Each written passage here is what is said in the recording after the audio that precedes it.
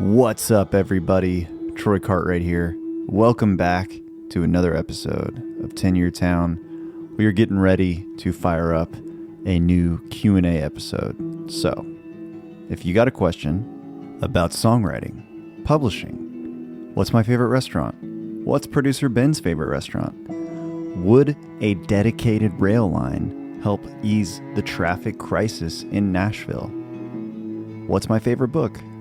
Who knows? Whatever you want to ask, submit your questions. 10yeartown.com. Thanks. Today's guest is Jillian Jacqueline. I'm such a fan, and I'm such a fan of this episode because it is one of the most inspiring and real, honest episodes that we've ever done.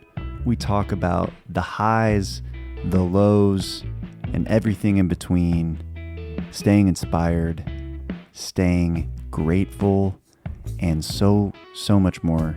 I know you guys are going to love this episode. So without further ado, here she is, Jillian Jacqueline. Were you married when we were on the retreat, or were you guys engaged? We were engaged. Well, because didn't you get engaged in Paris? No, that was 2019. Then I was married. Okay. I was living the high life back then. But didn't we both get engaged in Paris? Well, we wrote that. Well, we talked about that song. Okay, just a little background for everybody. So we were we met, or we might have met before, but I feel like we became friends at this downtown retreat. Yeah. Downtown music publishing. Yes. And I forget who it was and who all was at the table. I know it was you, me, Devin Dawson. Yeah. Was this that late night? That late night when we were talking, and somebody was asking like it was these questions about, it was like, if you want to, it was some New York Times article or something, and it was like, if you want to really get to know someone on a date or something, like ask these questions. But obviously we were just sitting around a table trying to get to know each other. I remember Mark Beeson was there, Daniel Tashin. Yeah. Yes. That was fun. And so people were like, these questions were very deep. Yeah. And I remember, we were just talking about, I was just talking about some story about me and Mary Lou and being in Paris, and like the first time that we said like, I love you or whatever, which wasn't in Paris, but Paris had something to do with the story somehow. Yeah. So. Yeah, it's definitely a romantic place. Oh yeah. Did you get engaged in Paris? Yeah. And I don't know why I thought you guys did too, but I mean, it was significant in your relationship. I remember you telling me that. Yes, it was. And also I remember being like, his wife's name is so cute, Mary Lou. I know. I read a lot of nursery rhymes now because I have a toddler, and so I'm like, that sounds like the name from a nursery rhyme. Yes, it's a very it's just a great name. My sister called her double name.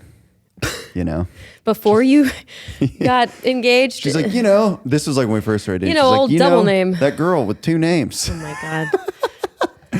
Anyway, how you doing today? Today I'm good. That's good. Yeah, how are you today? Today I'm like, to be honest, I'm like kind of filled with rage, but I'm hanging in there. Should we dissect that first? Probably. Well, some days the music industry can just make you angry. It feels like it's pardon my French, like some days you just feel like the music business is just kicking your ass. Yes, relatable? I concur. Please, yeah. Nothing specific today. Just a lot of little things that are honestly problems of my own making. Where like I'm like, just this person surely can handle this, right? And then it's not that they can't; it's that I didn't give them good instructions, and now I'm dissatisfied with the results, and I have no one to blame but me.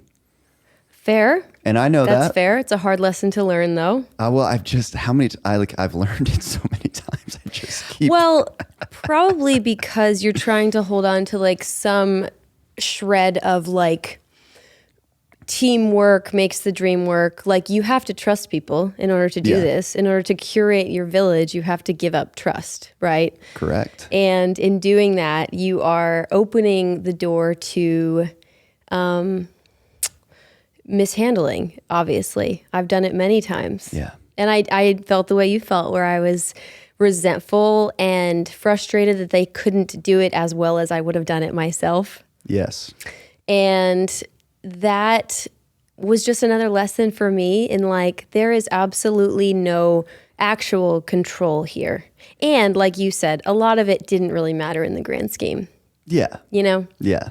It was just like stuff I was nitpicking because I was hyper-focused.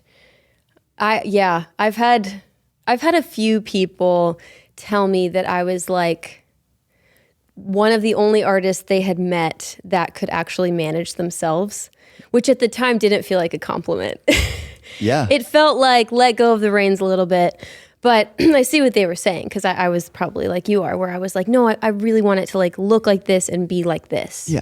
Yeah. And I'm just I wish I was better at communicating, but I operate a lot from like this is causing me pain or something. So like, let me just, can you just do it? Mm-hmm. So I can like check the box in my head. Yeah. And then, I'm like, oh, well, I don't like this. Now I should have just communicated what I wanted better. That's not someone's fault.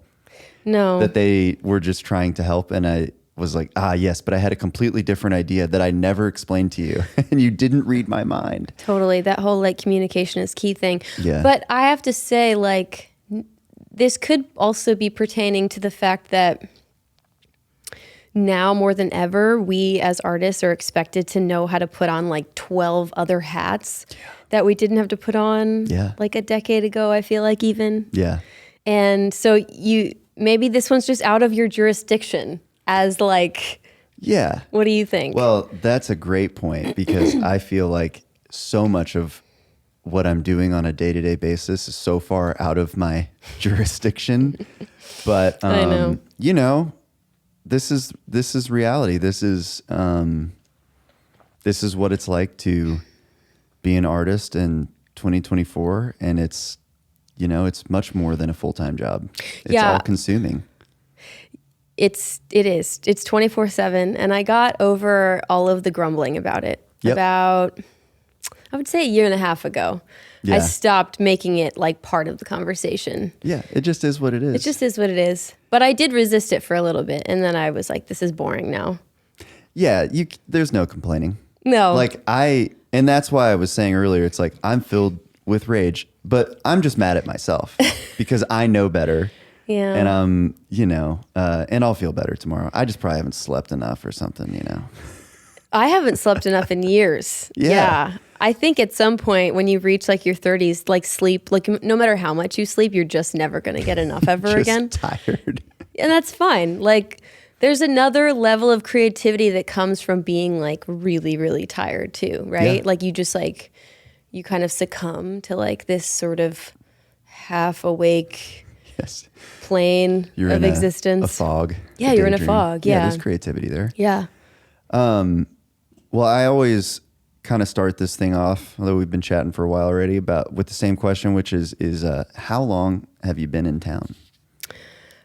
I have been in town. I moved here in 2010. Okay. So 14 years. Awesome. Yeah. Where from? Pennsylvania. Oh, wow. What part? Nobody knows it. It's called Chester Springs. It's a tiny, tiny town, like 40 minutes from Philadelphia. Okay. Kind of halfway to Lancaster. Awesome. Lancaster, if you're from where I'm from. Yeah. Everyone here says Lancaster, but I said Lancaster. Lancaster. I did a summer in Hershey. A whole summer? 2, actually. At the park there. You worked there? I jumped off the back of a golf cart and played cover songs. Stop. Yeah. How was that? Well, I was 19 and it paid $500 a week, so I thought it was pretty awesome. You were a king. You were living like a king. Yeah. Oh my gosh. Okay. So you've the Pennsylvania It's beautiful terrain. Out there. Yeah, it kind of reminds me of like when you're driving to Franklin here. Where I grew up is similar to that sort of the way that looks. But I don't have the hometown pride that a lot of Southerners here have, the Texan sort of thing. That's never resonated with me. Don't really affiliate myself with like a Philly team or anything. Gotcha. Like I didn't grow up with that, Yeah. So when I moved to Nashville, it was a little foreign because everybody really kind of like leads with like where they're from, and that becomes part of like their identity, Yeah. And it was kind of foreign to me because we traveled a lot as a kid, and we ended up moving to New York when I was a teenager, and so I just didn't really have like that like strong sense of like this is where I came from, Yeah, totally. Yeah. Were you traveling? Like, were you in like a traveling band or? I was in a family band. Yeah. Family band. Yeah. Oh my gosh. I have 3 sisters, so we all sang together and played instruments, wrote songs. We were called the Little Women Band. Love that. After the book and the movie. And yeah, we did a lot of gigs as kids, a lot in New York City. We were like 4 kids wearing cowboy hats and like full head to toe pleather matching outfits at like these little clubs in the East Village. Like my little sister was like 12. And they would stop us at the door every time. Like, why are you kids coming in here? This is like a bar. And my mom was like, no, they're playing here tonight. What kind of, was it like what I think of when I think of like family band? Like, I mean, we like worshipped the Dixie Chicks and the Judds. So we were just trying to do that. But it was like Kid Bop version of that. Wow. Yeah. That is so wild. It was a pretty wild childhood. It was so unconventional. We were homeschooled. But it allowed us to just really like see the world in a different way. I auditioned for a Broadway show when I was 9 and got the part. It was this Kenny Rogers show, and that kind of started the whole thing where I like went on the road with Kenny, and then my sisters came, and then the band was formed, and so it just like kind of domino affected our whole lives, Yeah. Do you like remember, did you enjoy it, or was it just something that was going on? No, I very much enjoyed it. Like as a kid, I thrived off of sort of that like nomadic kind of lifestyle. I really loved it. It sounds fun. I'm sure it has its own pitfalls, Yeah, like anything else, it does. I think I around like 15 or 16, I was craving like an ordinary life, you know? Yeah. I was like, gosh, I really want like normal friends, and like I want to not be, traveling all the time. I want to like know what school is like when you like actually show up at 8 a.m. every day and you have the teacher. Like I wanted to kind of experience that again, So that was really interesting because my sisters didn't. And so I left the band. I went to 2 years of high school, 4 years of college, and then I moved to Nashville. So I kind of like left the band and broke the band up. Yeah. I mean, I didn't break the band up, actually. I left, and then they ended up moving here. And when I was in college, they moved here. They got a record deal at Sony for a couple of years. Yeah. And then I moved here and moved in with them, and they were doing radio tour and all that stuff. And oh my gosh. Yeah, they were killing it. They were called the Luna Bells, and they were amazing. But they kind of had like the very typical, you get signed, you do radio tour, the first song doesn't go, it just doesn't work out. You get dropped. It's heartbreaking. And so I kind of watched all that in real time, and it was really hard to watch. Yeah. Because they had worked so hard. And so I was very, very gun shy, just of like the whole label thing in general after seeing that. Yeah. Yeah. And so when you moved here, 2010, were you moving like for music, or were you just moving here because like your family was here and you wanted to be close to them? Like what was the... I was moving for music, yeah. Okay. I had come here a lot as a kid with Kenny Rogers to record or play shows and stuff. So I always felt like, oh yeah, Nashville, like that's where I'll end up. It just kind of was like in the back of my mind. Yeah. But when I moved here, I just got a waitressing job in the Gulch, and just kind of met like all my first friends from this pizza place I worked at, and started going to writers' nights, and I was just hungry. I was like, really, I just would like cold call anybody. I had no shame. Like I would go to a writer's round, I would see somebody play, and I'd be like, I like them and they're really talented. And I would just like find them and message them. And I just kind of had like that gumption, which I would never do that now. But I'm so glad that I kind of had that in me then, because I think that's sort of part of what we all need when we show up here is like this shameless thing. Yeah, you got to. Yeah. You got to. Mm-hmm. And when that happens now, if someone like reaches out to me with that earnestness of youth, like I'm always like, yeah, man, let's go to coffee, or I don't know, maybe we can, like, if it works out, like, sure, let's give it a try. Yes. You know, I love because I feel, I don't know, some like universal sense of duty as well, because that was me too. Absolutely. You know? Those like first encounters of those people that take a chance, take some time. I mean, we both know, like, without those people, I don't think a lot of us would have like gotten to where we are, because it's like that one person that just like opens their eyes and we're like, oh, sure. Like, I'll give you some time. I'll listen to your songs. I'll write a song with you, you know? Yeah. And those are kind of the building blocks of your confidence, and they kind of they become your network. So same thing. Yeah. If someone asks me to just like get coffee or whatever, I always say yes. And I'm very honest when I sit down. I'm like, listen, I haven't done everything right, and I've probably done a lot of things wrong, but you can ask me whatever you want. I'll try to do my best to offer some wisdom. Yeah. But it's the Wild West out here, so I don't know. It is. And there's not one path. Never. Which is kind of the point of this podcast, is just trying to show people like, hey, look, we don't really know what we're doing. And we are trying to, at least I'm always trying to keep it inspirational, because you got to be inspired. And I think this is like still an amazing lifestyle, but I'm always trying to keep it real too, you know? Yeah, absolutely. And it's both, right? Like it is, there's some days I wake up and I feel really burned out on all of it. Yeah. And I feel tired because, like I said, 14 years in, it's hard. No doubt. But, you know, there's those mornings you wake up and you just get hit with that feeling of like, whoa, I'm still here. I've made it this far. Yeah. I've somehow made a living off of this so unpredictable roller coaster. Like, okay, I can take stock of that and feel like I'm doing okay.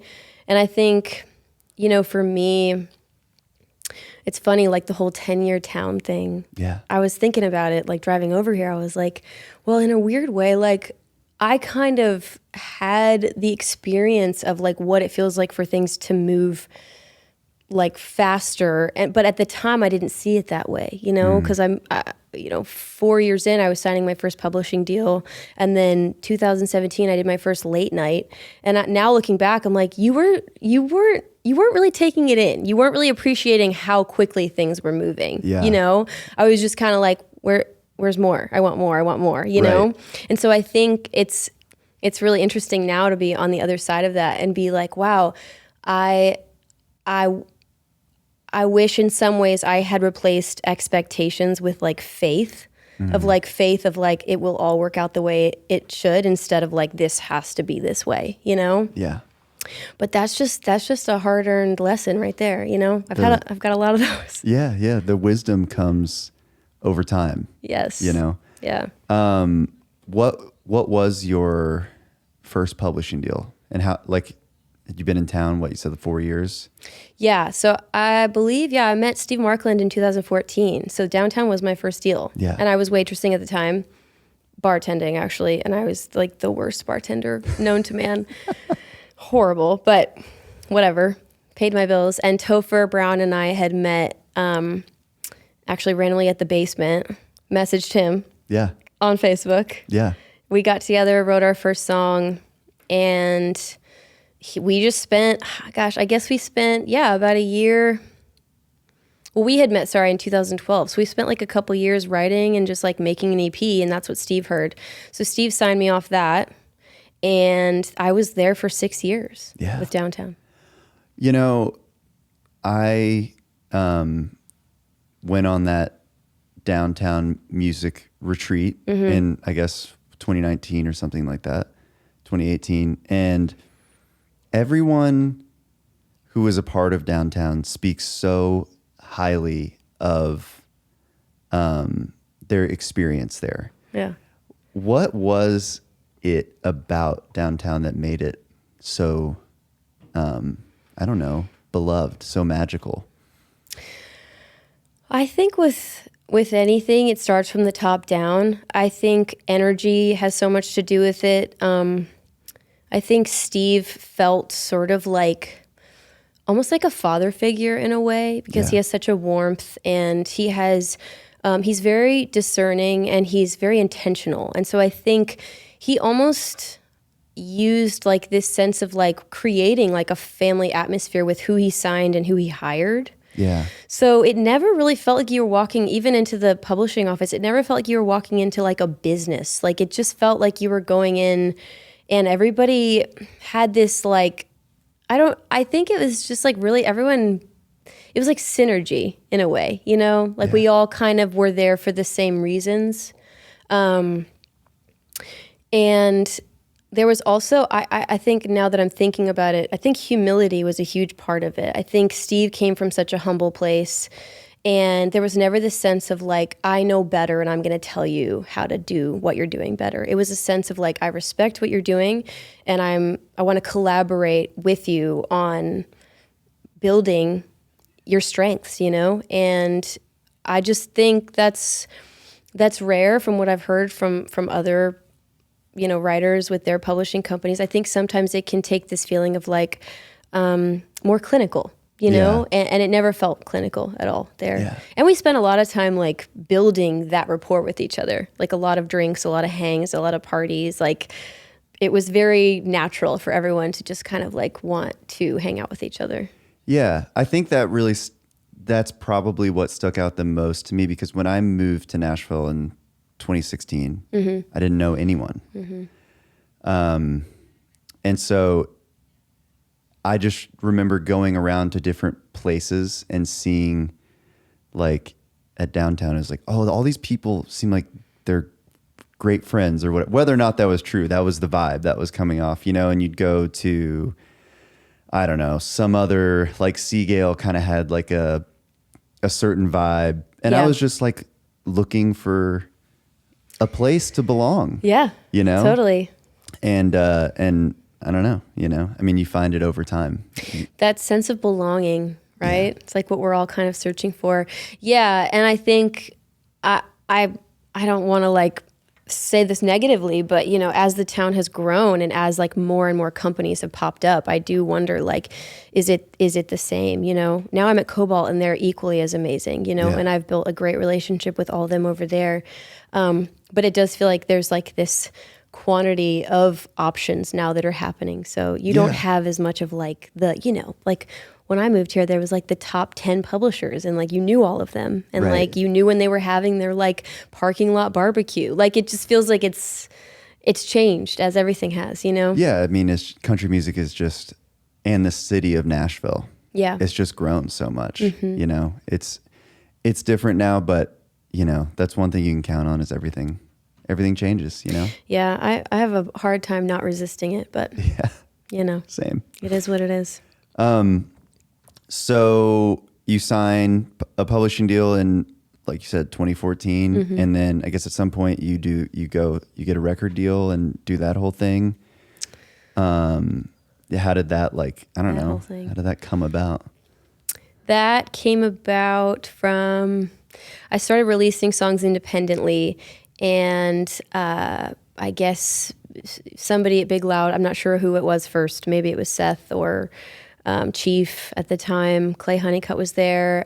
They heard my songs, and like I said, after watching my sisters go through their experience with their major label, I was like, don't want a record deal. I really thought I didn't want one. Yeah. I was like, no, I'm good. Like, I think I can do this independently. And at the time, I kind of felt the power of it, because there was a song I'd put out that the Highway had kind of hit me up like, hey, can we play this? And I was like, oh, cool. Like maybe I can do this on my own, you know? Yeah. And, you know, the Big Loud crew was very vocal and very persistent. And I was really kind of just following like my gut of like, you know what, this is in front of me. Like, I'm going to do it. Yeah. And I'm so glad I did, you know, because those leaps of faith, they really do just, it changes the course of your life. Like when you say yes to something really big like that. Yeah. And I can only say just so many amazing things about that whole experience. I think on the other side of it, I realized that like, it does take such a concerted effort of like-minded people to make things really like go on like a massive scale like that. Yeah. And it was just really cool to watch like how they approached what they do. And it turned out, you know, for me, like where I was going with my vision, with my music, it just didn't feel like the right fit after a certain period of time, you know, sort of felt like I was invited to the wrong party. But that was 3 years in that I started kind of feeling that way. And I was like, yeah, I can like leave this knowing full well that like what we did here was so valuable, and like I would never regret those decisions. Yeah. It does come with a lot of grief when like, you know, my bright-eyed, bushy-tailed, I was like, hey, like the graph is supposed to only go like this in my mind. You know, I was like, this is the graph. And I did not like really want to accept that the graph might dip for like a long time. And maybe that's being in your 20s. I don't know. Yeah. But I was like, no, this is not going to happen. And so like when it felt like, oh shoot, this is like a closed door, or like this is like a failure, you know, it took me a minute to really sit with that. And I remember I was on tour with Devin Dawson at the time when I parted ways with Big Loud. And I was like so grateful for the distraction of tour, because I didn't really want to sit with like what that meant of like, okay, so the first big yes didn't work, you know? Right. Whatever that means. And so I think I really pushed it down, and I didn't really like look at it for a while. And it was only when the pandemic hit that I was like, you can't run or hide from this now, you know, like you have to kind of open up that box and let all those feelings out. And with it came such a cathartic release of self-expression. Like the record I made after that was really me like dipping my toe into like, okay, where are you going to go now that you're not doing something for other people, you know, because that record deal was very much geared towards radio. And I don't know that I ever came to Nashville to write songs that I thought would work on radio, you know? Yeah. I think when you're young enough, you're like, oh yeah, I could do that, sure. Like I could figure out what works. Yeah. But I quickly realized that my desire to like fit in, like you're saying, was totally outweighed by my desire to like do something that felt like really true to who I was. Yeah. And I just couldn't ignore it, you know? And if those two things don't intersect by pure luck or serendipity or God, then you're kind of just left to like do what feels the most authentic to you, you know, and you can't worry about if it's going to resonate on a massive scale or not. And that's been, you know, for me personally, I think one of the hardest things has been really allowing myself permission to make something that might not work in Nashville, you know, with whatever that means, you know? Yeah. And it kind of like, it came from seeing so many of my favorite artists and just so many talented people that I know that like are doing great work, that it's just not getting to like that level in this town. And I was like, well, if I love their record and they're just doing what they believe in, like, does it matter? Maybe it doesn't matter, because I still listen to it. Yeah. And maybe someone else feels that way about my record. So then it's enough, you know? Yeah. So. Yeah. You're this like chicken noodle soup for my soul right now, you know? Because it is, there are so many invisible signals when you are creating in the, let's just call it in the Nashville machine. Yeah. Of like, you have to do it a certain way, and it has to achieve certain metrics for it to matter. Mm-hmm. And, you know, there's some dollars and cents metrics of that like I do understand. Yeah. Because, you know, we have to like pay our bills. Yeah. And eat food and all that stuff. But I didn't start writing songs in my bedroom when I was 14 because I like wanted to have a gold record. I started writing songs in my bedroom when I was 14 because I wanted something in here to come out. Yeah. That I had to get out. Yeah. You know, or you know, it felt like it was gonna kill me if I didn't get it out. Yeah. You know? Yeah, totally. And it's like this constant battle between art and commerce, and between trying to be yourself and not letting in that voice that's like, well, if we do the chorus this way, Yeah. Oh, yeah. maybe it'll make more money. And absolutely. And it's so natural because it's a survival instinct, because you're in this environment where you're sort of being told, in order to survive, this is what's going to keep you alive, is if you figure this mathematical equation out and tap into it, and you'll win. You'll win the game. Yeah. You know, you'll be Pac-Man eating all of the little dots. And I'm like, it's very intriguing, especially for a type A personality who, you know, has grown up where things were relatively like easy, you know, like I think when you feel proficient at something like guitar playing and singing and you get praise for it as a kid, you're like, oh, this is going to be fun. Like, I'm just going to do this and like, it's going to work.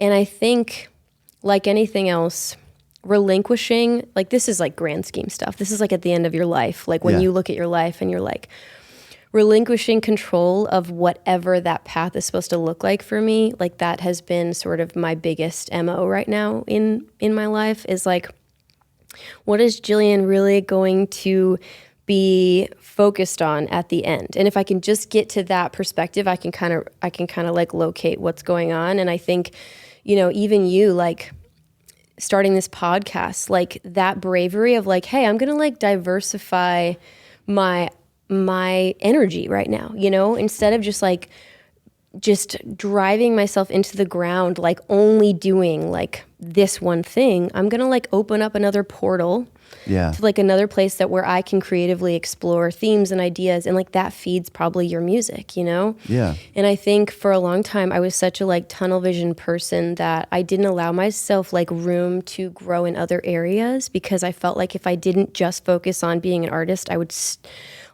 starve it, you know? And so even like as a songwriter, like I've been signed to publishing companies for a long time now. And I never, until recently, I wasn't really showing up in rooms like as a songwriter. I was showing up as an artist. And I didn't know how to like just be the songwriter, because I was afraid that if I was the songwriter, I wasn't the artist, which, you know, now I've learned it's like, you can kind of take the artist hat off and you can sit in the room and help somebody else tell their story. And it actually feeds my creative projects. It feeds my record too, because I leave that room and I've sort of exercised the muscle, and then I feel like, hey, I want to like go write something for me. And I really didn't think that was going to happen. I thought I had like only a little reserve well of like Jillian inspiration, right? You know, and I didn't want to give any of it away. Yeah. And now I realize it's all really like kind of giving that energy away, and it comes back to you. It's all very like fluid, you know? Absolutely. So yeah, I'm really feeling like from a grand scheme perspective, sort of I've had to just embrace this whole process, like moving to Nashville, wanting to be the artist, you know, years where it just feels like I might never figure out how to finish a record or get back on the road. Like just these times where you're in the valley and you're like, will I get to the mountaintop again? I have to look from above and just be like, dude, this is like a really small dip in the graph. Like, don't worry, you know, like when you look at your life, it is gonna look like this at the end. Yeah. You're just not gonna be able to see all the little, you know. Yeah, you can't connect the dots. No. You can only connect them looking back, you know? Absolutely, yeah. Man, there was so much good stuff in there that I was just, it's great. And I think it's, I don't know, I'm enjoying this conversation today because it is like, it's just, this journey it's insane, and it's so long. Yeah. And it's so, you know, I mean, to be honest, like it's so heartbreaking at times. It's absolutely heartbreaking. Yeah. And there are so many, this is kind of an interesting conversation. My sister was in town last week, and she's not in the music business. And we were just, you know, whatever, talking about life. And I was just kind of explaining her like what I do, what I'm doing day to day. Mm-hmm. And I was like, yeah, you know, you just get told no a lot. And she was like, what do you mean? Like, no. I was like, well, but I mean, pretty much everything you do every day is like a no. And she's like, does that like hurt your feelings, or that seems really hard? And I was like, I've never really thought about it in a long time.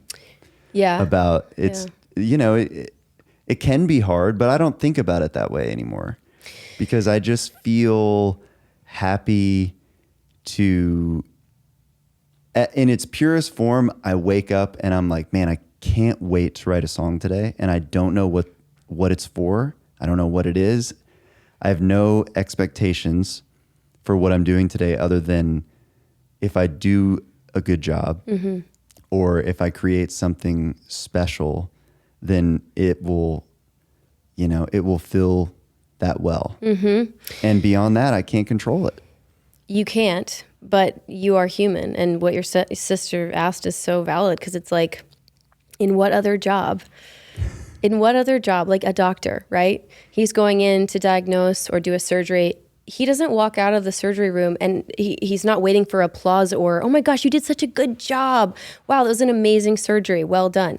Like, no other job relies on actual affirmation from a group of other people to get it done. But our job does. Like, people have to like the song. They have to want to buy the song. Our publisher has to think the song is good enough to send to somebody. The people have to want to buy a ticket. Like, there's so many factors of like, I have to be affirmed and appreciated in order to pay my bills. It's like, I can't just clock in and clock out and know that I'm going to be able to put food on the table. So it is a complete wreckage for the emotion, for the nervous system, right? Because every day you're like, was that good enough? Was that good enough? And I think like there are people that have probably sat in this chair that have a lot more figured out than I do, and sort of like, they can look back at what they did and maybe say like, oh, these are sort of things that I know that have worked. And I can't sit here and say that I have like any idea how to even make the next 10 years of my career work. I don't. Like, tomorrow I could want to quit and move to North Dakota. I have no idea. But I will say, having gone through some really great highs, I've gotten to play arenas with artists I really love. I've gotten to play theaters that made me just fall in love with music again. I've gotten to do so many amazing things, but it was only when I really hit like the rock bottom of like team members leaving, things not working out the way I thought they were going to, accruing debt from like being on the road, like those really hard moments.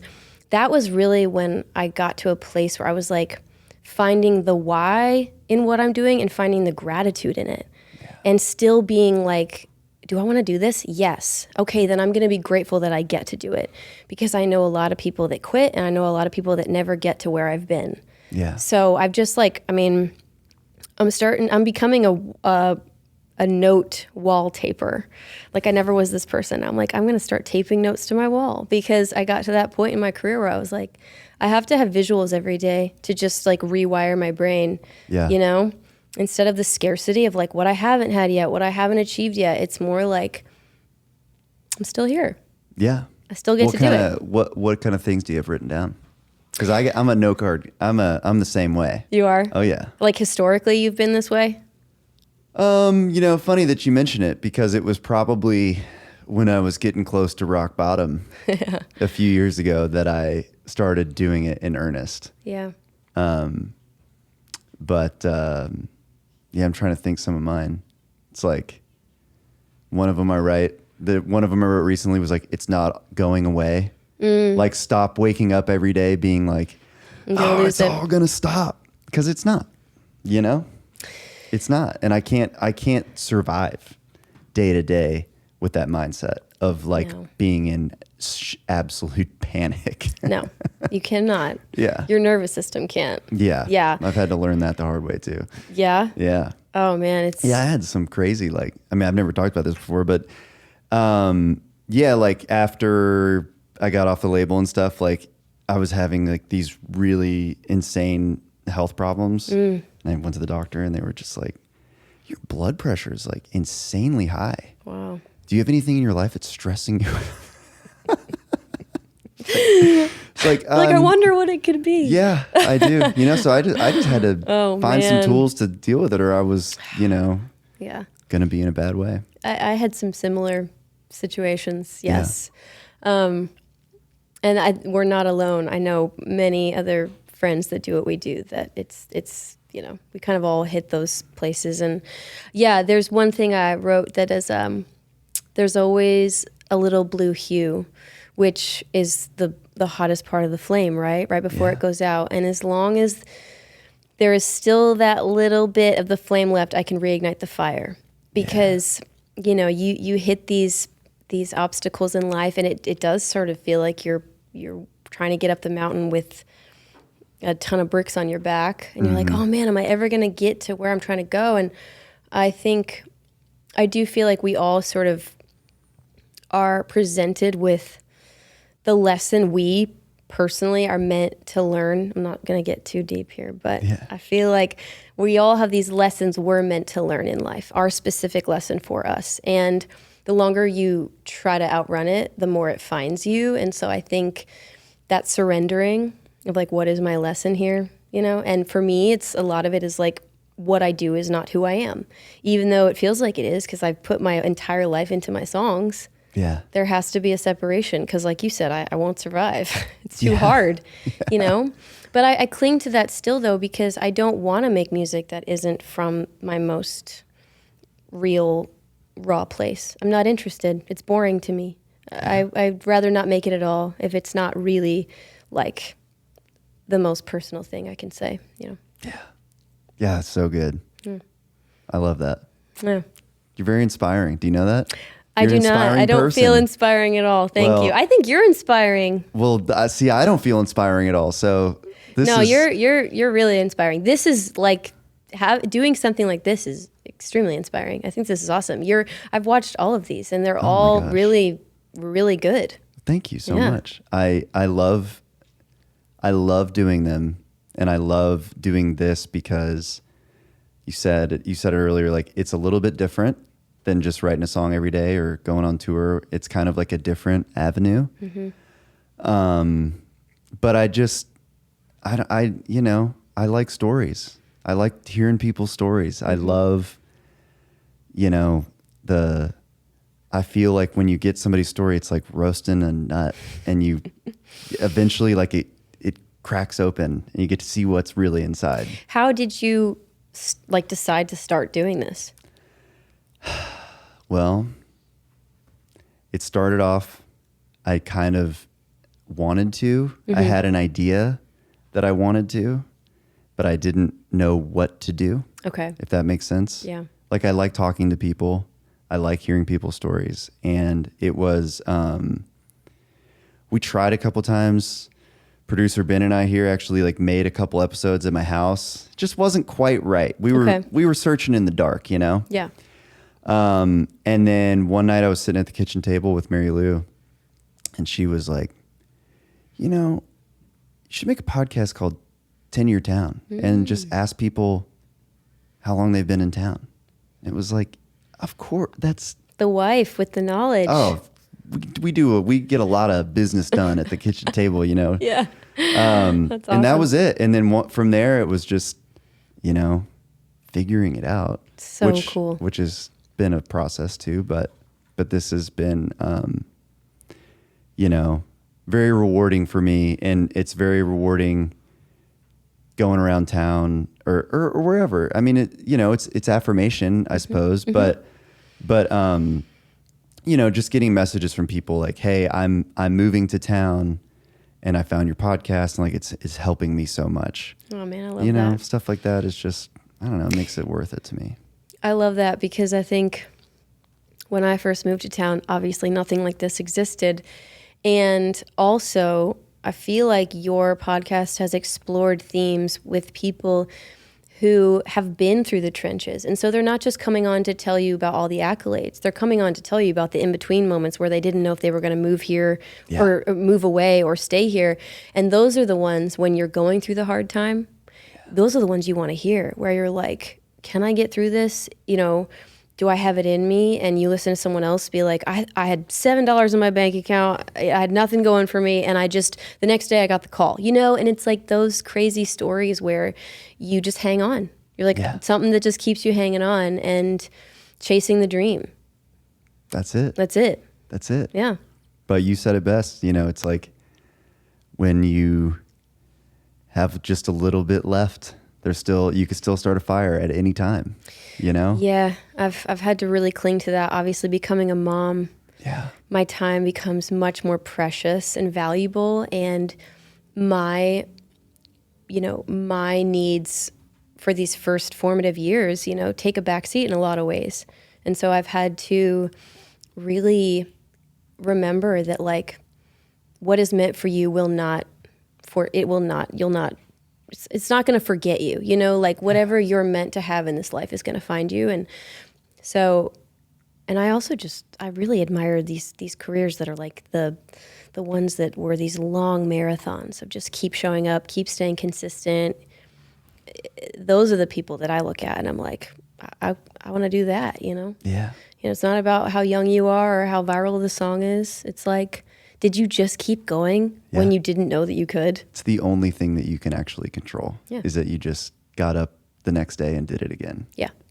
I got one last question for you, which I feel like you are qualified to answer, because I get a lot of listener kind of messages about like, hey, it's kind of like what you just talked about, but like, hey, I have a young family or whatever, and I want to write songs. Like, can I do it? Can I do it? Can they do it? Well, first of all, absolutely. That's a no-brainer. If you have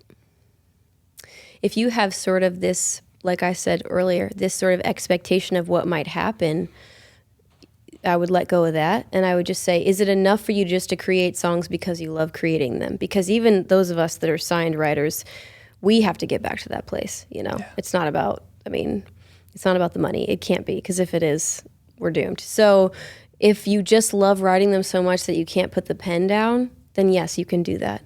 Because the love of it and the consistency of it is what's going to fuel it to go to the next place. So I would absolutely say if that's something that like you feel in your bones you're meant to be doing, you have to do that. Yeah. The logistics of where that might go are out of your control. I've tried to control it. It doesn't work. But absolutely, like we have to, I think as human beings, art is it's so crucial to keep us all alive, honestly. Mm-hmm. We need to stay inspired. We all know what happens when we sit at the 9 to 5 and we don't fulfill like those things inside of us that need to come out. We get depressed and anxious and we cheat on our spouses. Like we just, find other ways to disrupt our lives, because if you're not expressing yourself, it turns into depression, So I just feel like, do it. You have to do it. Yeah. That's such a great answer. Yeah. It's an answer. No, it's a good one. Well, thank you so much for being here. Yeah. I'm such a fan of you and your music. And I appreciate it. And that's it. That's the pod. See you later. Hey guys, thank you so much for listening. If you want to submit a question for one of our Q&A episodes, you can do so at tenuretowne.com. We would love it if you would join the Tenure Town community, which just means we'll send you updates via email about stuff we got going on. And of course, please rate and review on Spotify, Apple Podcasts, or YouTube. Wherever you listen or watch this thing, we appreciate you so much. See you next week.